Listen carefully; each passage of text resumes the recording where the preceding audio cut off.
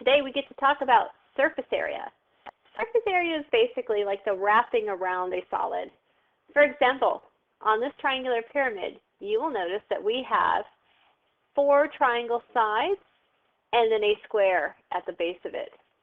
So if we could figure out the area of each one of these shapes, add it all together, we'll have all the surfaces and we will have surface area. That would include 4 triangles plus the square base. So let's see, if we unwrap this, the net would look like this. It would be 4 triangles and a square. Well, how do we find the area of the triangle, like this side over here? The length of this is called the slant height, and it's 10 inches. It's perpendicular to this base, which is 6 inches. So if you want to find the area of this triangle, just one of them, you would do 6 times the 10, and then you multiply by a half, because the triangle formula says area equals 1/2 the base times the height. So it's 1/2, 6 times 10. Well, half of 6 is 3. 3 times 10 is 30. So we have 30 inches squared for this triangle. We have 4 identical triangles in this case since it's a square pyramid. So if we add them all together, we will get 4 times 30 or 120. Now why do I have plus 6 squared? These are the 4 triangles, and then we have to do the area of the square, that's the base. So 6 times 6 is 36. Now, if we put all of these together, we'll have all of our surfaces, and it's 156 inches squared. Let's try another one. This is a square pyramid, and if you notice, what we'll see is you'll see the height or the altitude of the entire pyramid right through the middle is 12.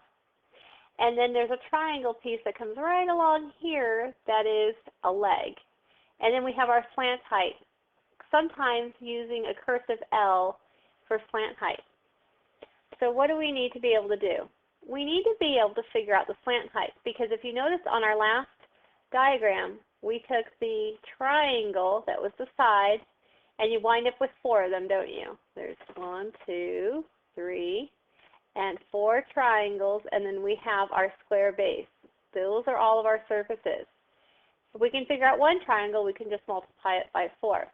In order to get the one triangle that you see right over here, we have to have this, which is called the slant height, abbreviated with a cursive L, and the base of it.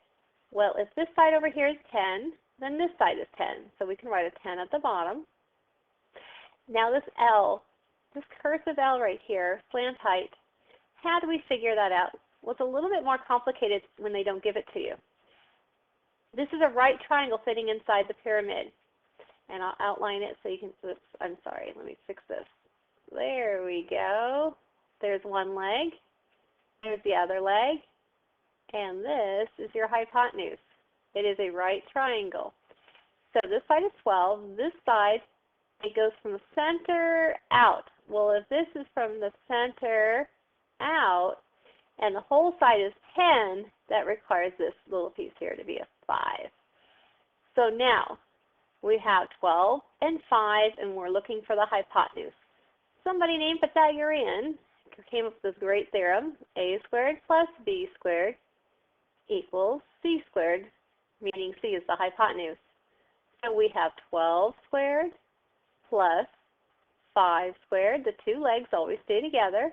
And our hypotenuse, which happens to be a cursive L. And if you do 12 squared, you get 144. And if you do 5 squared, you get 25 equals your L squared. And so you add these together, you get 169. I'll make that look like a 9 equals L squared. And we just want L, though. We don't want L squared. So to undo the squaring, we do a square root. Now, on this side, you get your L. And on this side, we get a 13. The square root of 169 is 13. So the L is 13. Or on this picture, it's 13.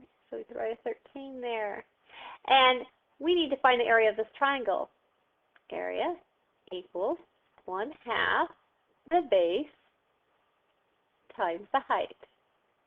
The slant height in this case, because it's a triangle that's on the slant.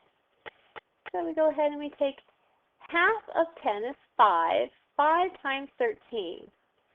So we have 5 times 3, that's 5. Carry your 1, you get 65. And we have 4 of these triangles. So this is the area of one triangle. I'll just do a little triangle there. If we have 4 of them, let's go ahead and write a surface area down here. Surface area equals 4 times the triangles, and each one of them has 65 square units, or meters I should say, plus we have a square at the bottom. The square has, each side is 10, so we take 10 times 10, in other words 10 to the square. So 4 times 65, 4 times 5 is 20, carry your 2, 4 times 6 is 24, 260, plus 10 times 10, 100. And so our surface area total will have to be 260 plus 100 is 360, and the units are up at the top. They're called meters, and this is surface area, so we have meters square. Let's take a look at doing another problem, and this time though we're not going to have a square base, we have a rectangular base. Look at this, 10 by 8. So the triangle on the right side and the triangle on the left side will be the same. The triangle at the front and back will be the same. So this time we have some separate triangles that we have to figure out. 2 of the triangles, the right and left, will look like this. They'll have a triangle, and the bottom of it you notice is 8, so we write an 8. And the slant height we don't know, but we will be able to calculate it in just a moment. And we have 2 of those, on the right and on the left. We also have another triangle. Oops, I'm not sure what happened there, but let's see if I can fix that. Let me get my eraser, fix that up. I'm not sure how that happened. We have another triangle, and the front of this is 10 inches long, so we have 10. And the slant height, once again, is not given to us, but we can find that out. The slant height will be the same all around the entire shape. All right, so how do we figure out the slant height? We do the same thing. We go ahead and go from the 6 straight out, and you'll see a right triangle. I'll highlight it in red. There's one leg, there's the other leg, and the slant height winds up being my hypotenuse. So I do 6 squared plus 5 squared equals the hypotenuse squared. Now, why do I have a 5? Because across the front we have 10. That means from the center out, this had to have been a 5. So we do 6 squared, which is 36, plus a 5 squared, which is 25, equals our c squared, or our slant height. 6 plus 5 is 11. Carry your 1, you get 61, equals, let's see if I can fix this pen. 61 equals your slant height squared. If we want just the slant height, we have to take the square root of those sides. So, square root 61 equals L. Now, it does have a numerical value, and the square root is 61. Let's see, do we have a calculator up here? And not a calculator, so we'll leave it as square root 61. The decimal value will probably be between 7 and 8. I'll figure that out in just a moment when I grab a calculator to do that. But for right now, we can leave it as square root 61. So now we have square root 61 right here. So how do I figure out my surface area? I have 2 triangles that are the same. We take, for this one triangle, this one right here, we take area as 1/2. The base times the height, square root 60. And so what's half of 8? It's 4. 4 times root 60. So this triangle is 4 root 60. What happens when we have 2 of them? We have 2 of those, and each one is 4 root 60. Oh, 61, I'm sorry. I've been writing that incorrectly. It should be a 1 right here. And then we go ahead and we take a look at the next triangle. Let me grab an eraser. I've got a little bit of stuff in the way here. Square root 61. Here we go. And I'll grab my pen back. And so we'll get this triangle over here. We've got 2 of them, and that will have to be 1/2. There goes my puppy. times 10 times square root 61 because I use half the base times the height of this triangle right here. So half of 10 is 5. So 5 square root 61.